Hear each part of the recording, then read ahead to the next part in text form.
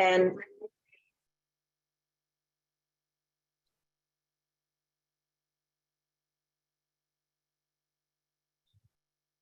so Jill, are you going to do any preface, or should I just start?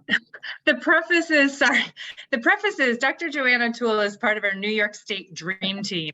The executive folks, the executive team that works closely with Candace Black, Bill Heller, who's presenting later, and Lori Langerde Ramirez, and they are bringing the standards to life for us. And they are giving us concrete examples of how we can make these happen in our own classrooms.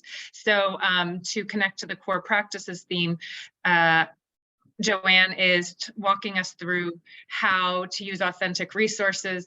As you know, New York State has that amazing Wakelet for us, all these things to help us get closer to the standards. Is that good? Perfect. Thank you so very much. Yep. So I'm calling this session Authentic Resources, Essential Tools for Language Learning. And I really want to thank Jessica Hoxie for her wonderful discussion of authentic resources this morning, because it sets the stage for what I'm to share with you now.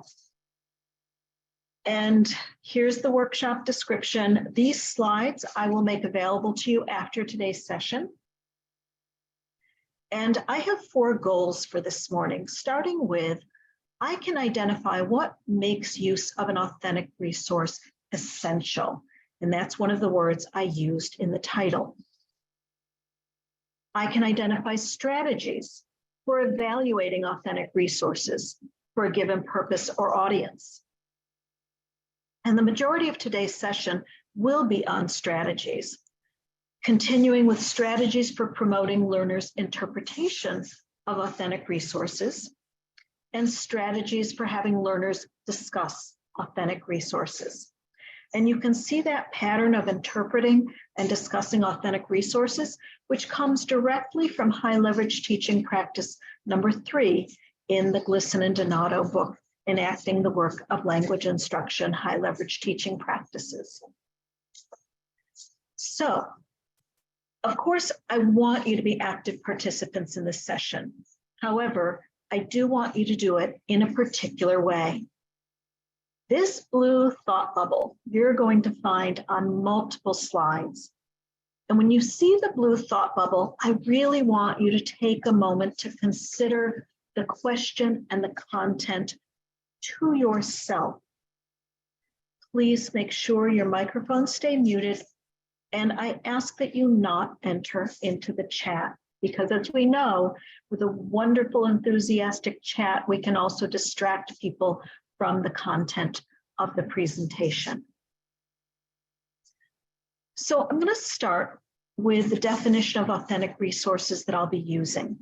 And this comes from the document you see pictured at left, and I'll share with you after this session, that we put out at State Ed.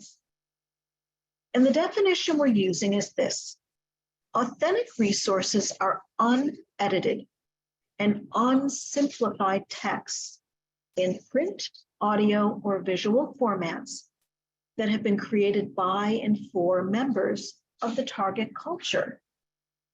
And I think most importantly, for real-world purposes other than language learning. That's a really key concept. These were not resources created for students. They're for people to use in their everyday lives. ACTFL, our National World Language Association, has a set of guiding principles. And this is what has evolved from what was previously referred to as core practices. And one of their guiding principles is use authentic text. And as they start their explanation of this guiding principle, they make this statement: using authentic texts in language learning is essential. And I'd ask you to take a moment to quietly consider why. Why the word essential? Here's what they go on to say, and you can check these ideas against your own thinking. They show real life language use in everyday situations. They make visible a population who uses the target language every day. They give voice to members of the target culture and their perspectives, not what we think, but what they think. They can provide rich input to promote language acquisition. And they can spark interest in our learners. I really appreciated when Jessica was talking about students not getting excited about textbooks, but they can get very excited about the authentic resources we choose for them. So I want to give you an example of using non-authentic resources. This is a screenshot from a textbook company's website visual of one of their textbooks. And it bothers me that they're missing some accent marks, but it did come from the website. And so this is chapter 13, shopping, de compras. And they say in their shopping unit that they have communicative activities that focus on products and materials, prices, purchasing clothing, and shopping and el regateo. And those of you who speak Spanish know the term el regateo as being bartering or haggling, particularly in open air markets. So I'm going to focus on that for a moment. And here we can see, published in a Board of Education newsletter in a Northeastern school district, an article about a classroom that learned from their textbook how to haggle, how to carry out el regateo. And clearly, if this has been published in a Board of Education newsletter, it's a performance, a set of performances that the school district's very proud of. They have an article, they have a photograph of the students in action. I want us to take a closer look at a few of the statements that were in that article. That the students practiced the art of bargaining. Students were surprisingly adept at negotiating prices. And we shared who received the best deals. And hopefully, the students will get to use this skill in real life one day. And I'm going to give you a moment to think about these statements that were made in the article published by the Board of Education newsletter.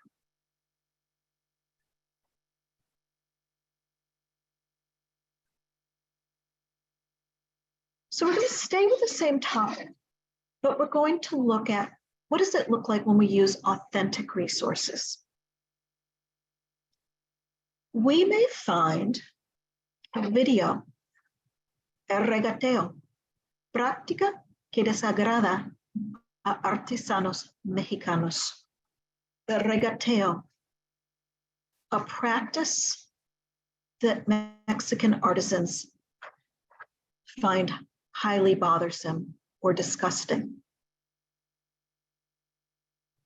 Sí al comercio justo, no al regateo, artesanías mexicanas. Yes to fair trade, no to bartering. Mexican artisans. So as we can see, the voices of the populations who speak the target language, who engage in the cultural practices and use and have the cultural products we study matter, because we can see perspectives that aren't visible necessarily from a textbook or from a non-authentic resource. So this is a great example of why using authentic resources is essential. And I will give credit here to my colleague, Bill Heller, who was the one who came across some of these authentic resources about no al regateo, what a critical role they play in helping us understand the populations we study. So again, our high leverage teaching practice is interpreting and discussing authentic texts. And so we're going to start with the notion of interpretation. And you'll see that I have those 5 icons that represent our 5 New York State World Language Learning Standards. In the center, interpretive communication. Those arrows are all pointing in because our learners are interpreting or using the input from the authentic texts to make meaning. But I'm not keeping the other standards out of this because, as we just saw from the authentic texts, that authentic resources bring in the culture, the voices, the perspectives. They create opportunities for cultural comparisons. And when we have our learners talk about and respond to the authentic texts, they're using interpersonal and presentational communication as well. So let's take a brief look at our standard 1, interpretive communication. And again, that icon is so critical for understanding what is meant by the standard. And standard 1 says, learners understand, interpret, and analyze what is heard, read, received, or viewed on a variety of topics, using a range of diverse texts, including authentic resources. So we can see that the words authentic resources are written right into standard 1. Those 3 words, understand, interpret, and analyze, represent the 3 language functions associated with interpretive communication. And remember that language functions are the purposes or reasons why we're having our students engage in interpretive communication. Additionally, we see the words heard, read, received, or viewed, which refer to the 4 language skills. In other words, in interpretive communication, our learners are listening, they're reading, they're receiving if they're engaged in sign language communication, and they're viewing. So let's take a closer look at the 3 sequenced interpretive language functions. And I didn't mention previously, these are sequenced, starting with the word understand. And understand is the level of interpretation that's literal. This means that the information is right there, it's right in front of our learners. The next language function is interpret. And interpret is where we're having our learners read between the lines. So yes, the language is right there, but they have to make some additional meaning from it. And analyze is where the text is there, but the learners have to go beyond the text in order to fully make meaning. And so we as teachers need to think about, what does this mean for us? Well, what it means is that we can design multiple interpretive tasks that scaffold and deepen learners' understandings of a single authentic resource using the 3 language functions. So let me give you an example. Rebecca Blue Wolf, who was the 2020 ACTFL Teacher of the Year, wrote an article that was published in the Language Educators magazine called Going Deep with Novice Learners. And in this article, she talks about using authentic resources, and specifically this video clip that I've got linked at the left of a middle school student's overview of his day. And the middle school student happens to be in France. And Rebecca teaches middle school learners French in Massachusetts. And so she has this one video clip. And she starts by having her learners watch the video, but without the audio. And As and after they do so, she has them answer true-false questions. And she has them sequence the events of the French middle school day. She then shows the video clip with the audio.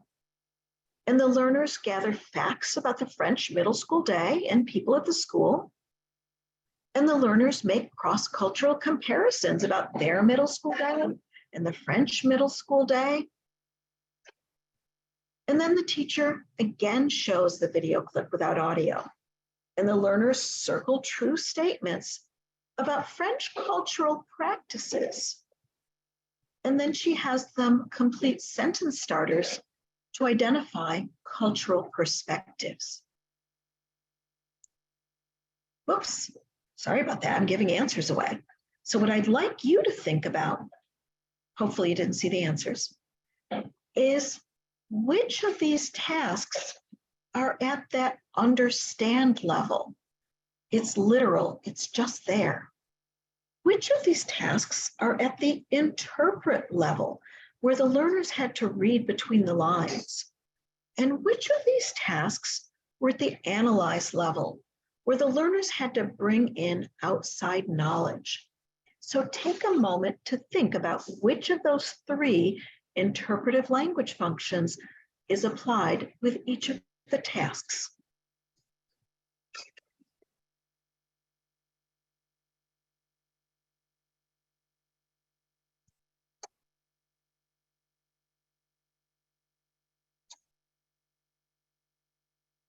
All right, got your answers? So when the learners answered the true-false questions, it was they understood, they didn't understand. Sequence those events, they understood. It was right there. They had to put them in order. And they gathered facts, and those facts were right there.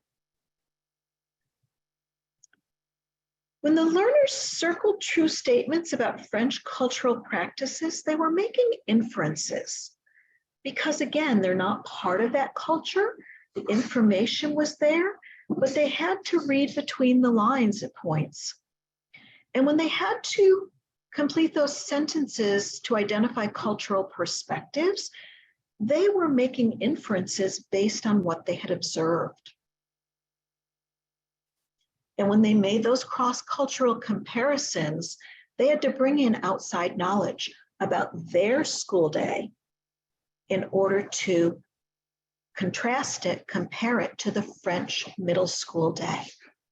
So there's real power in maximizing what those three interpretive language functions can help us design. And look how much more deeply those learners could understand the French middle school and middle school day by having the opportunity to not only carry out all three language functions, but to do so in multiple well-sequenced tasks. So those foreign language skills in the interpretive mode, they do an important job as well. They suggest what authentic resource types we might use. So the words, what is heard and received, suggest that we might identify authentic resources that are announcements, commercials, conversations, newscasts, podcasts, songs, stories, and more.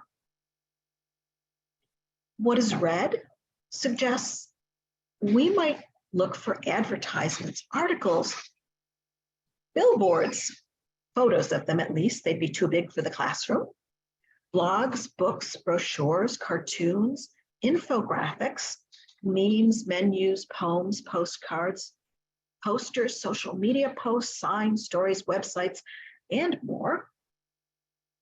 And what is viewed? Well, that might also have us looking for advertisements, thinking like commercials that would be on television. Architecture, artifacts, currency, drawings. Notice how images, visuals, really can serve as important authentic resources as well. Folk art, memes, paintings, photography, picture books, postcards, posters, screenshots, signs, videos, and more. So what does this inspire us?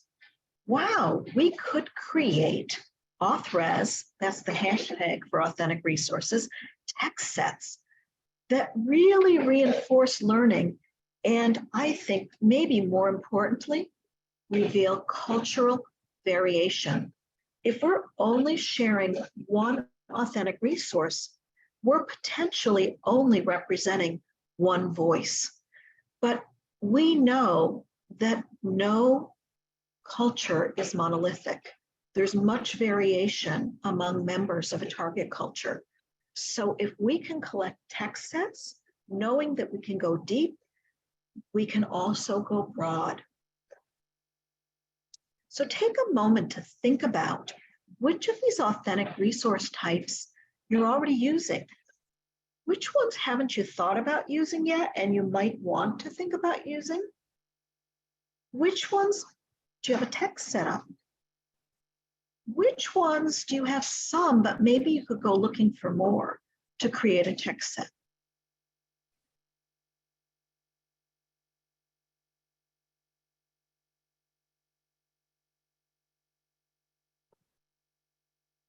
So I'd like to show you one of my text sets. This one is specific to Costa Rican biodiversity. And I got interested in this topic when I spent time in Costa Rica and I exchanged my currency, and lo and behold, the Costa Rican currency, colones, has amazing visuals of biodiversity. There are all sorts of videos on YouTube about biodiversity. This one, perfect for maybe that novice high, intermediate low learner, biodiversidad. And I found a wonderful website, Flora y Fauna de Costa Rica, that has a page specific to the ecosistema, again, about the biodiversity and really appropriate for those checkpoint A learners who are at novice high, checkpoint B learners who are at intermediate low. So, okay, we know what authentic resources to gather. We've got all sorts of ideas about how to employ the language functions, about how to put together a text set, but we need to evaluate those resources because we have to ensure that they are authentic. You know, it's very easy to find things online that are inauthentic. Some we can't tell, particularly memes. It's hard to know who made it. But there are other ones that we can track back to the original source. And I would really encourage you to try to have the original source.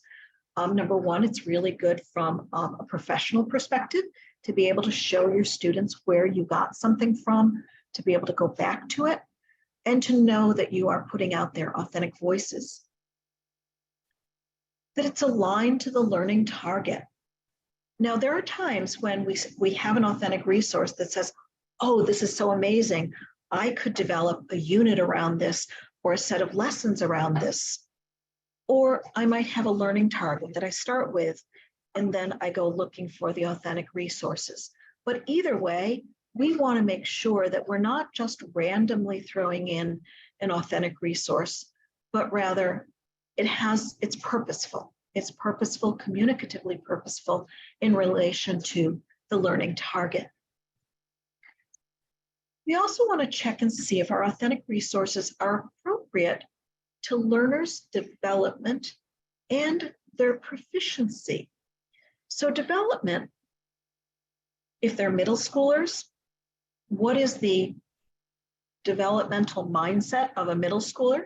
Clearly, it's really different than the developmental mindset of a senior in high school. I taught all of them, so I know that there's quite a range. Also, the learner's proficiency. It's not that we are necessarily, remember, it's unedited, selecting authentic resources by proficiency in terms of content, but we are considering, could our learner's proficiency be sufficient to help them make meaning of it? I'm going to come back to that idea. Accessible to learners, and I'm going to come back to that as well, so I'll explain it more after. And appealing to learners. I teach modern language methods, class that prepares pre-service teachers to become certified teachers in New York State of world languages. And I often have candidates in my class who are in placements in rural schools, urban schools, suburban schools. And I remember a class where I brought in a set of authentic resources, and I had my candidates, my teacher candidates, evaluating them. And there was one resource where the candidate who was in a rural school said, "Oh, my students would love that." And my candidate who was in an urban school said, "Oh, my students wouldn't want anything to do with that." And so knowing your learners and what appeals to them matters, because the more something appeals to them, the more engaged they'll be. So as I mentioned, we're going to take a closer look at two of these: accessible to learners and appropriate to learners' proficiency. So let's take a look. Accessible to learners. As we saw in our definition of authentic resources, they're unedited and they're unsimplified. So three approaches you can use for unedited, unsimplified texts include prep work.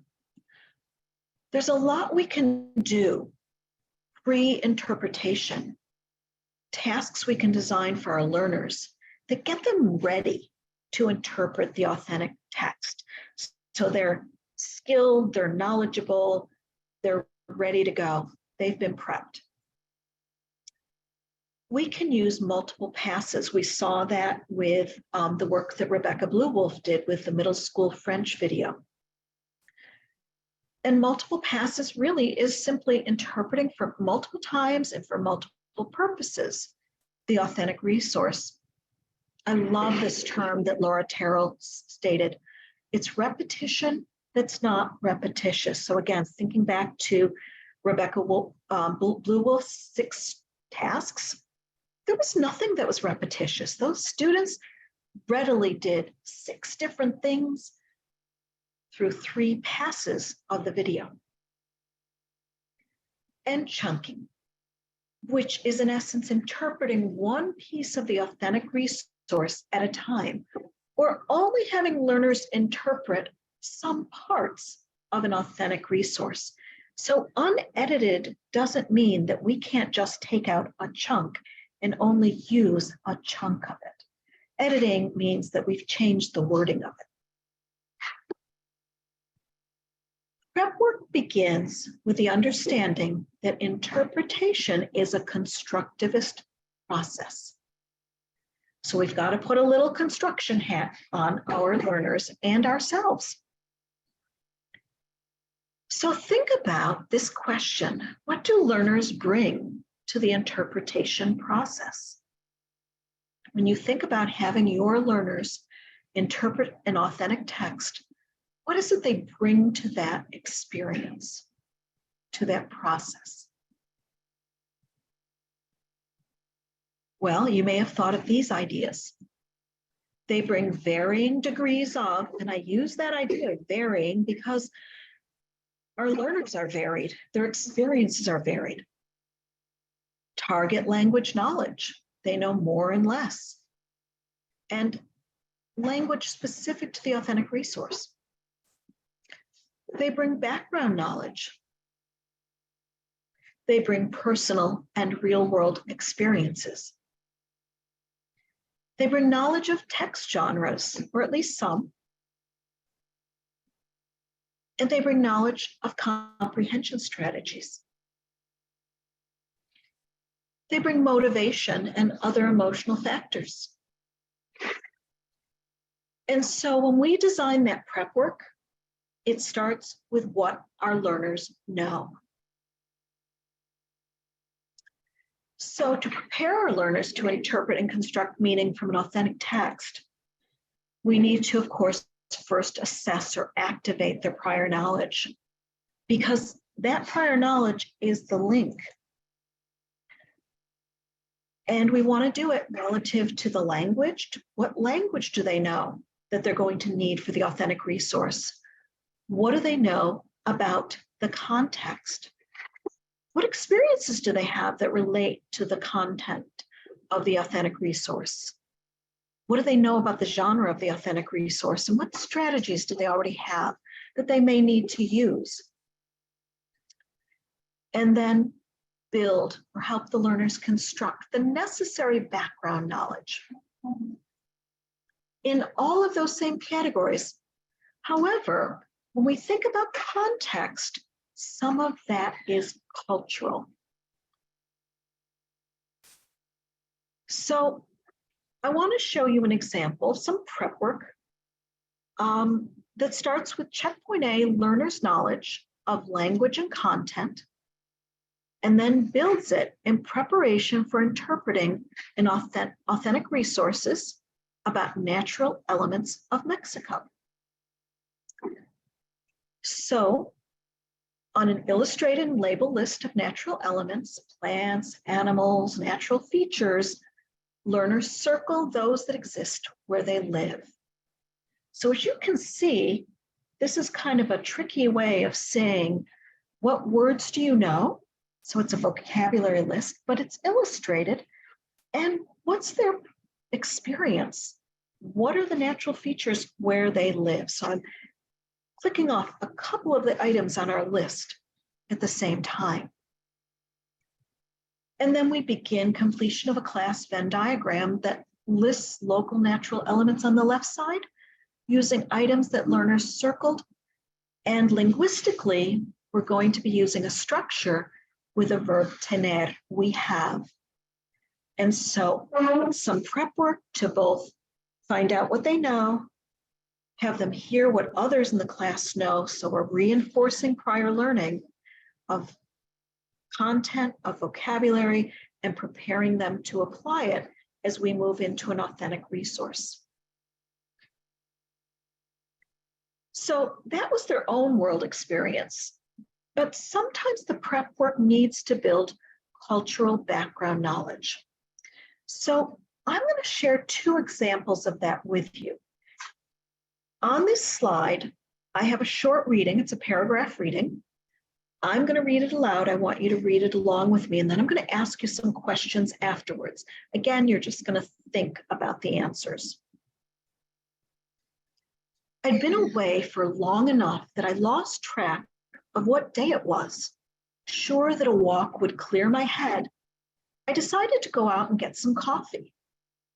And on my way to the coffee shop, I noticed there were more flags out than usual. In the shopping district, I saw many red, white, and blue banners and several street vendors grilling food. The wonderful smells of the food made my mouth water. So I bought lunch from one of the vendors and I sat on a bench to eat.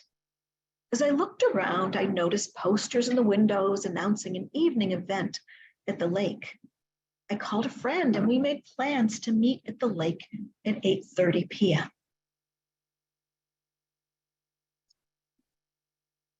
So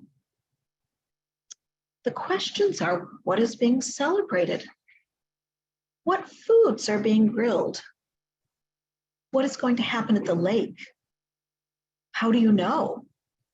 And who else knows this? The first thing I want to point out is that none of the answers are in the reading. Not a single one. And so I suspect most of you, because we are in a US context, know that this is 4th of July or Independence Day, and that it's most likely hot dogs and hamburgers being grilled, and that there'll be fireworks at the lake in the evening. And you know, because you've been in a US context, and most people in a US context also know that. But again, not a single bit of that information was in this reading. And so one of our jobs in preparing to do the prep work to build cultural knowledge is to look at any authentic resource we go to use and ask ourselves, is there knowledge in there that my learners would need to know and to have in order to make meaning? And for example, if we had learners in our classrooms who haven't been in the US context very long, they wouldn't know any of this, or perhaps very little of it. Here's another example. Concurso de tortillas, tortilla contest. Viernes 18 de marzo, Friday, March 8th. We have an address, we have time, and we see it's for 13 to 35-year-olds. And so our students who see something like this, who may jump onto the word tortilla, think about a Mexican tortilla. But any of you who know anything about España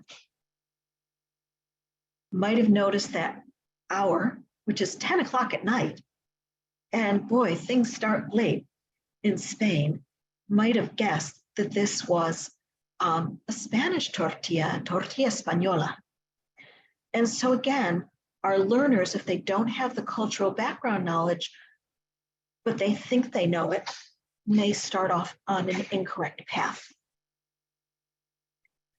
So a strategy I would suggest, oh, I think I messed up my, my animations, is to use another authentic resource, the gift of a text set that can help build some of that cultural background knowledge. So it might just be images.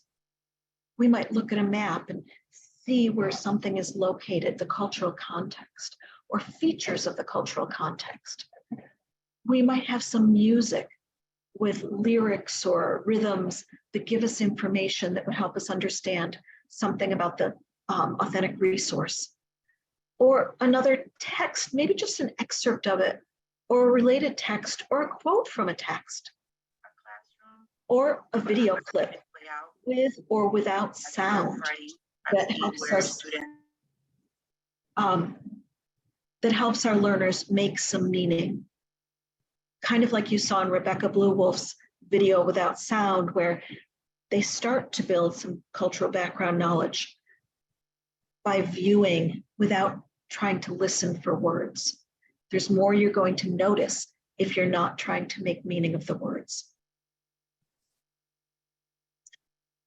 So a second recommendation was the multiple passes. And again, I have a reading, and this comes from the book, Authentic Materials Myths.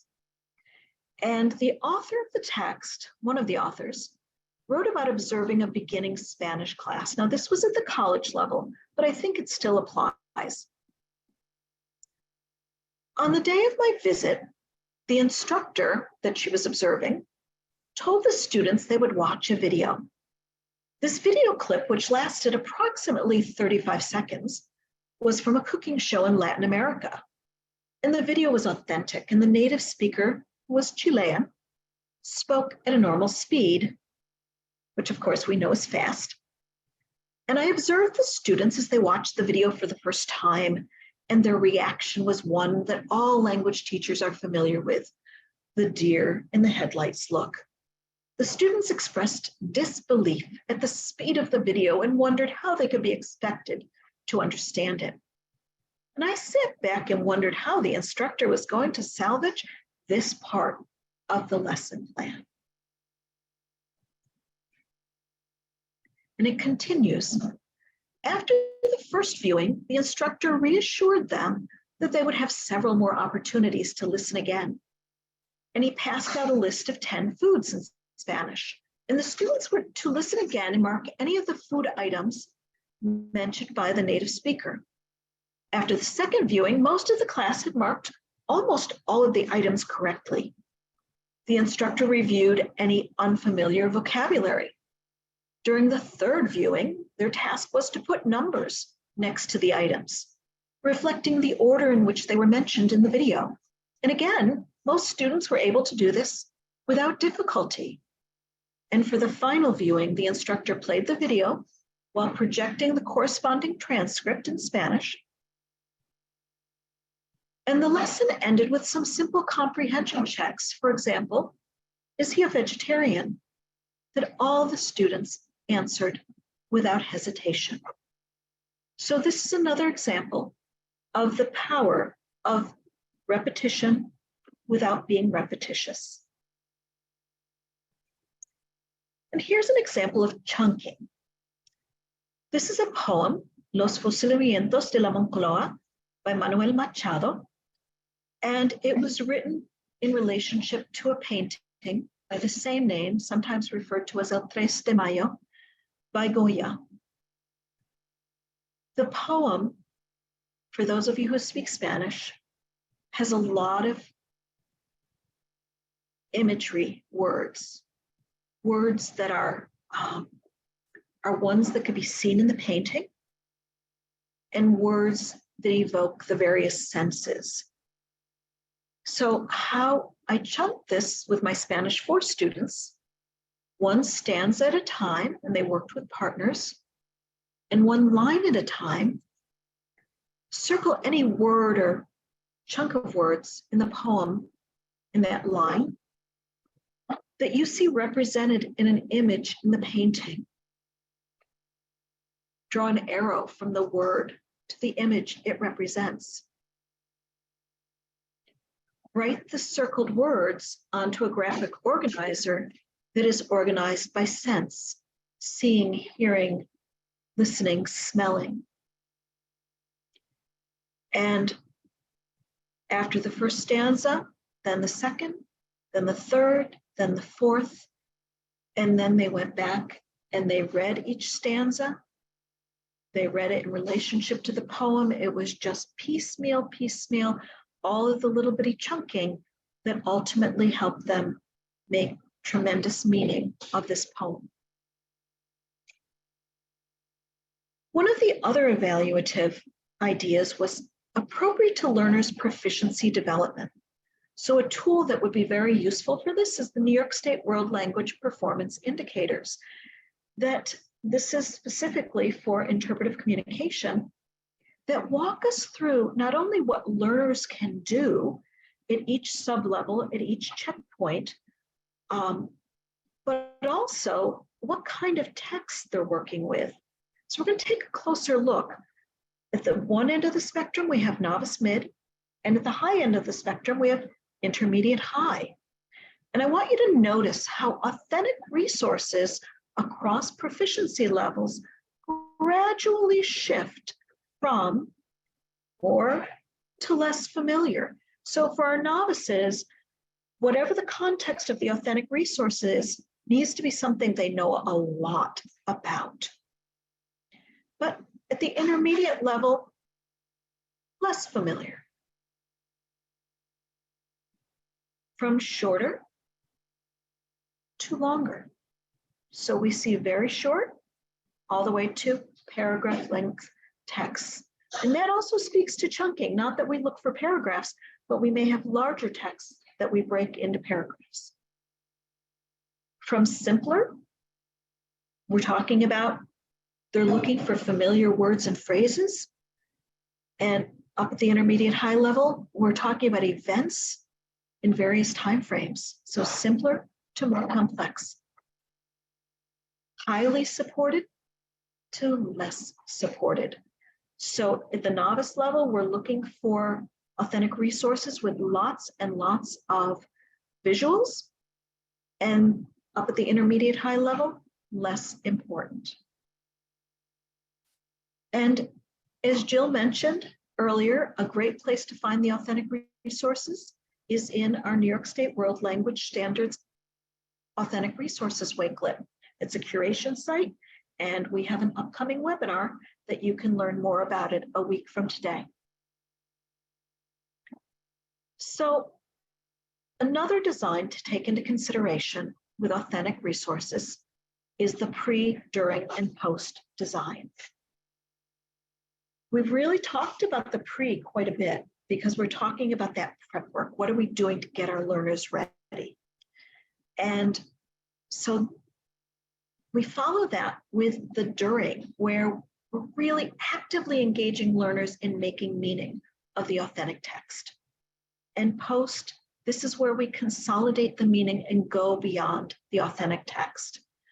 And when we get to that post section is when we are typically discussing the authentic text.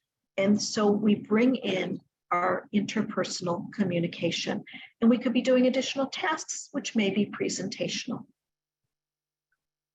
So I want to talk a little bit about each of those, the during and the after, and the time that I have left.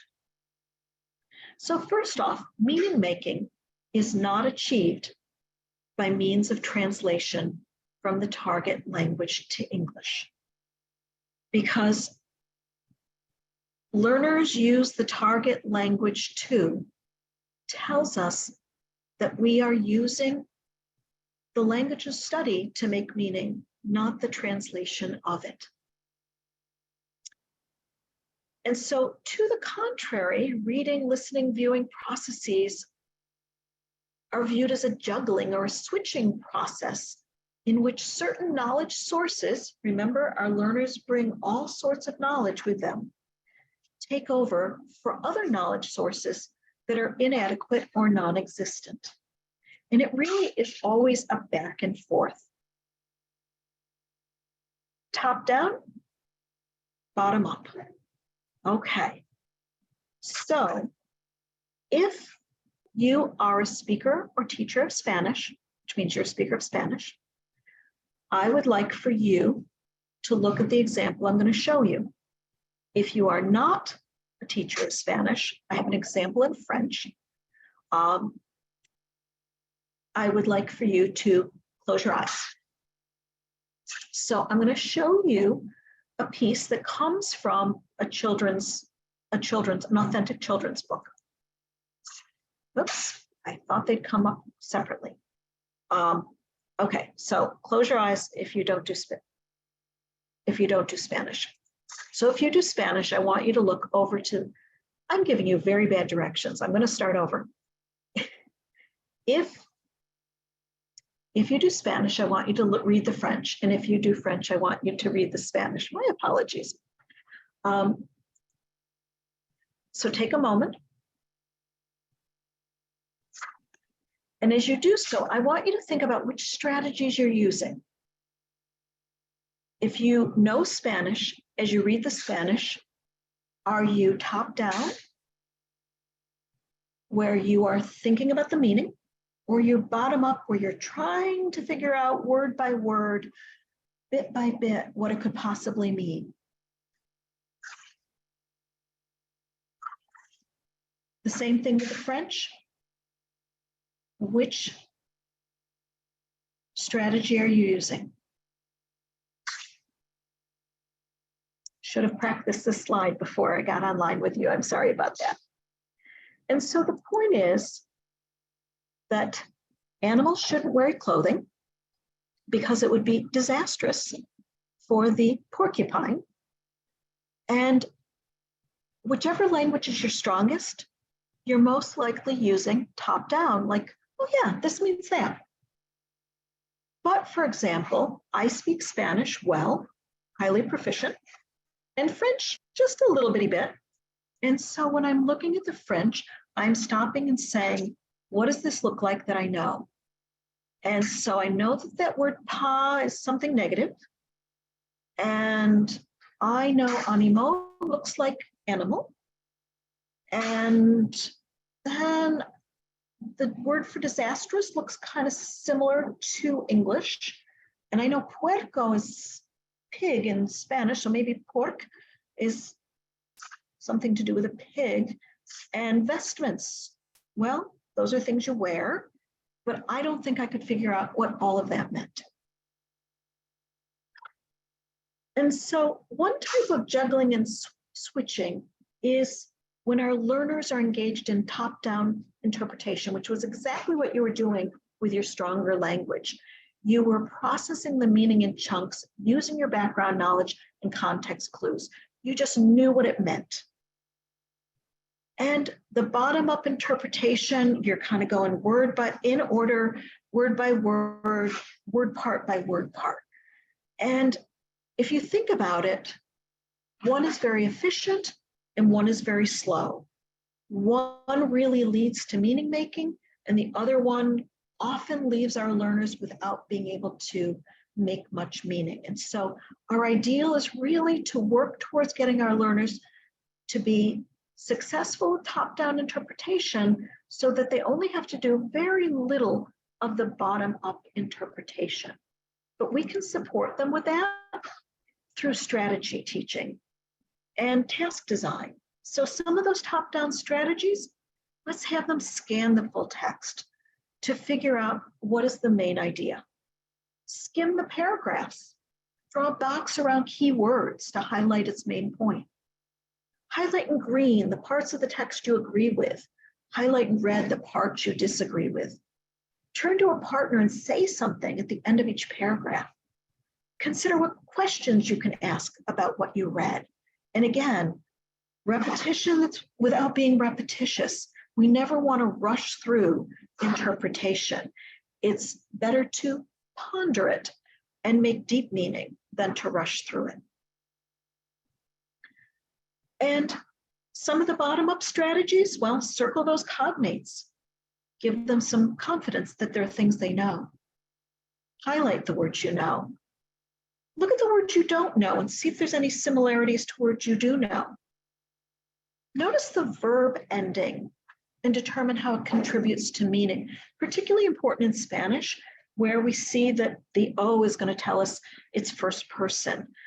And so some of these little tips and strategies that we teach our learners will help them fill in some of the gaps that they may have in meaning making. And of course, they're not expected to know every single word, and our proficiency indicators help us know that, and we need to communicate that to our learners. And we can explicitly teach, model, and have learners apply comprehension strategies. And there's a list here, most of which I've already mentioned. And again, I'll be sharing these slides with you. And so to conclude, I just want to talk a moment about discussing an authentic resource. A lot of classrooms focus on what's referred to as the IRE pattern of discussion: initiation, response, evaluation. So I, as the teacher, ask a question. A learner gives a response, and I say, good job.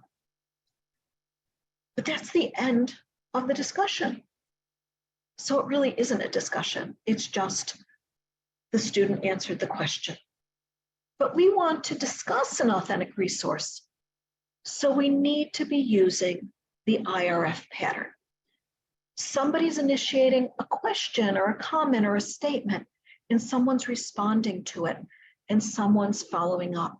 And that someone may be the teacher, and the someone may be the students. Student to student, student to teacher, teacher to student. And that's the design we need for a discussion of an authentic text. So I put the thought bubble there for you to think about the pattern you use in your classroom. Assessing questions are the ones teachers often ask that are associated with IRE. Something like, what color is the book? And it's looking for one correct answer, which can be anticipated, evaluative, and typically focus on accuracy, grammar, or vocabulary. We're not making meaning of text. And so it's clearly not authentic and engaged. It's between teacher and students, and that's about it. But we as teachers can facilitate these discussions of authentic texts by using assisting questions. Can you tell me more? Would be an example. Something that follows naturally from the previous utterance, that encourages thinking and extended communication, that's non-evaluative, and that focuses on communication, and in this case, meaning making. And so it certainly is authentic and engaged, because there are communicative exchanges,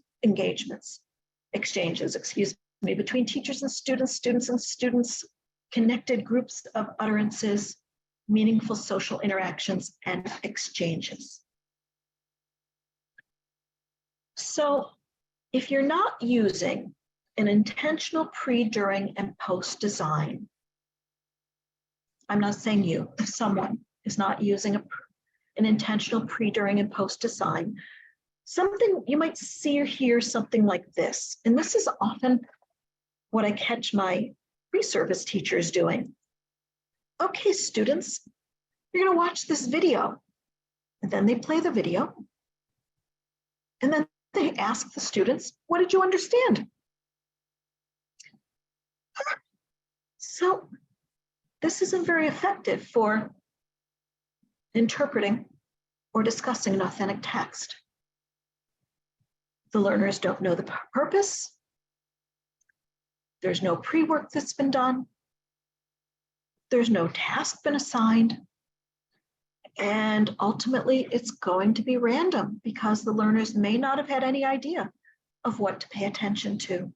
And there's nothing really to discuss because we don't even know if the learners will have understood anything. Here's another example of not using the intentional pre, during, post design. That we could have our learners previewing. Okay, students, I want you to listen for the message. So we have a purpose. We haven't done very much pre-work. They watch the video and then they're asked, what was the message? And maybe they got it, maybe they didn't. How are they supposed to have gathered it? What pre-work was done? It's still missing a lot of pieces. And we don't go very far with making this robust, giving our learners much opportunity to develop deep understandings. However, we might start with where our learners are. That's that pre-work. Do you have a pet? If so, what kind? What other kind of pets do you know of? We're activating prior knowledge. Is it good to have pets? Why or why not? So we're engaging our learners in a little bit of debate that's related to the message. As you view this video, identify the pets talked about, and if the speaker thinks it is a good idea or not to have pets. So the learners now have a purpose. And they have tasks, which are to list the pet or pets that are named and determine if the speaker thinks it's a good idea or not to have pets. And then afterwards, what pet was discussed? Does the speaker think it's a good idea to have pets? What reasons did the speaker give? Why does this matter in Costa Rica or the US? What is your opinion now? And so you'll see that we move from the pre to the during to the post, that we are addressing all of those elements that we've talked about throughout this session. And by the way, the name of this video is called Comprarlos es igual a robarlos. Buying them is the same as stealing them. We wouldn't necessarily show our learners the name of the title because it would give away the message, but it's an authentic text that our learners can come to know well. And we might even chunk it down further. I just made it fit on one slide.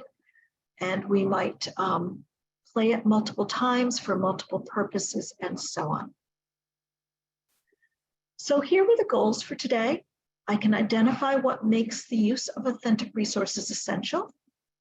I can identify strategies for evaluating authentic resources for a given purpose or audience. I can identify strategies for promoting learners' interpretation of authentic resources. And I can identify strategies for having learners, there's no apostrophe, discuss authentic resources. And so I will conclude here, stop sharing. I believe I am at time, but I would, if there is time, take questions. Otherwise, I will be sharing these slides after the way. Oh, you're going to put your takeaways on the pad. Jill, is there any time left or am I out of time? Thank you. So I just want to thank you. And so now we're going to I will let people stay for a few minutes if they'd like to ask you questions, but just remind folks that our next, I'll just share my screen for a sec. You have the virtual program, right? And so next you're going to, at 11:15, we will start the session 2 workshops. If you're interested in hearing from our keynote speaker, Jessica Haji, about community, you can stay on this Zoom link. That'll be in here starting at 11:15, or to hear from the amazing Bill Heller about teaching grammar and context. That will be on the other link with Marisol. So those start at 11:15. Please do put your ideas on the Padlet. And Joanne, thank you for that. I'd love to link in actually the article that Going Deep with Novice Learners into your description, because I've used that with teachers, and that's a great way to just think about what you already have and how you amplify it and build a text set that's more relevant, right? So thank you very much. And everything is hyperlinked. Okay, perfect. So stopping recording. You're welcome to stay if you have questions.